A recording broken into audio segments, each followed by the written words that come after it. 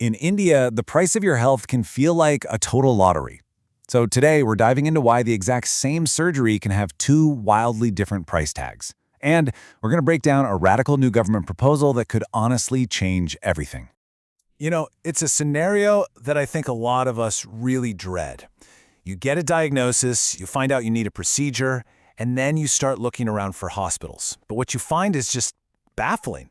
The cost for the very same surgery can be just dramatically different from one place to the next. How is that even possible? And more importantly, what can be done about it? Okay, let's make this real. A standard knee replacement at, let's say, Hospital A might cost you 5 lakh rupees. But just down the road, Hospital B could charge half that, 2.5 lakh. We're talking about the same procedure, often in the same city. That price difference can literally change a family's entire financial future. And this isn't just some hypothetical example, it's a reality that has now reached the highest court in the land. Right, and this isn't just a consumer complaint anymore. This past February, in 2024, the Supreme Court of India itself had to weigh in. They specifically called out these huge variations in costs. So you've got the highest court in the country officially putting the government on notice and demanding that they finally do something about this. So what is the government supposed to do? Well, the idea they're floating is a potential game changer, the one-price proposal. The core idea here is something called rate standardization. To put it simply, the government wants to set a standard price, or at least a very tight price range for common medical procedures. The whole goal is to make sure that whether you go to a small private clinic or a big corporate hospital, the price for a treatment doesn't just fly off the charts. So you might be asking, how in the world do you decide on a standard price? Well, the government's starting point is the rate card from something called the Central Government Health Scheme, or CGHS. Think of it like the government's own in-house insurance plan for its employees. And because the government is such a massive customer, it negotiates much lower, more reasonable rates than what private hospitals usually charge you or me. Now, this didn't just happen overnight. This all started with a petition from a veterans group that was just demanding some transparency. That's what led to the Supreme Court's big directive in February 2024.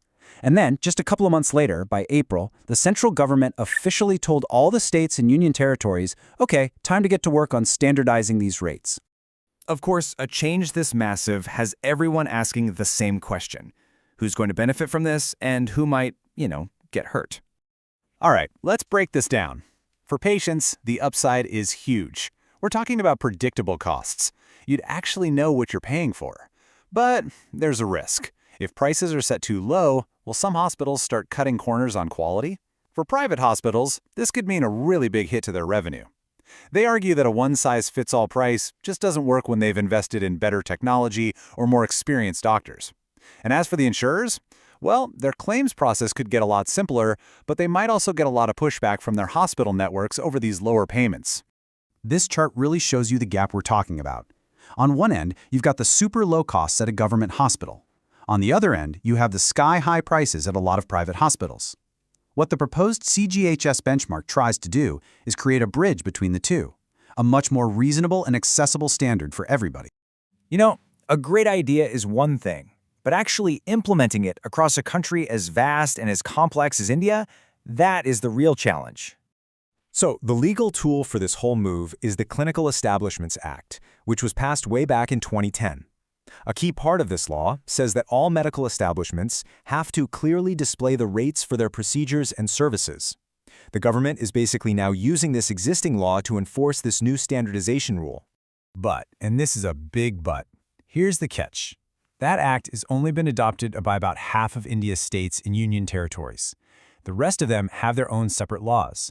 So this creates this messy regulatory patchwork that makes a uniform nationwide rollout incredibly complicated, especially since healthcare is, constitutionally, a state's responsibility. So how does the government plan to get around this? Well, the plan basically works in 3 steps. First, the center offers up the CGHS rates as the model. Second, states can either take that model or create their own standard rates based on it, but, and this is the most important part, if a state does nothing, the censor's benchmark rates automatically become the rule. It's a pretty strong push to make sure everybody gets on board. So after all of this legal and policy stuff, what does it actually mean for you, the patient? Look, ultimately, this whole thing is about reinforcing a patient's right to information. It's about tearing down that wall of secrecy around medical billing so you can walk into any hospital and know the cost of treatment right up front. It's really the first major step towards a future of transparent and, most importantly, predictable healthcare costs. When you strip away all the complexity, the mission here is actually pretty simple and powerful: to make healthcare in India truly affordable and transparent for every single citizen. It's a bold vision, for sure, and this rate standardization is the government's chosen tool to start making that a reality. So we'll leave you with this question. Is creating a single price tag the silver bullet cure for India's incredibly complex and costly healthcare system, or is it just the first dose of a much longer, much more complicated treatment? The debate, well, it's really just beginning.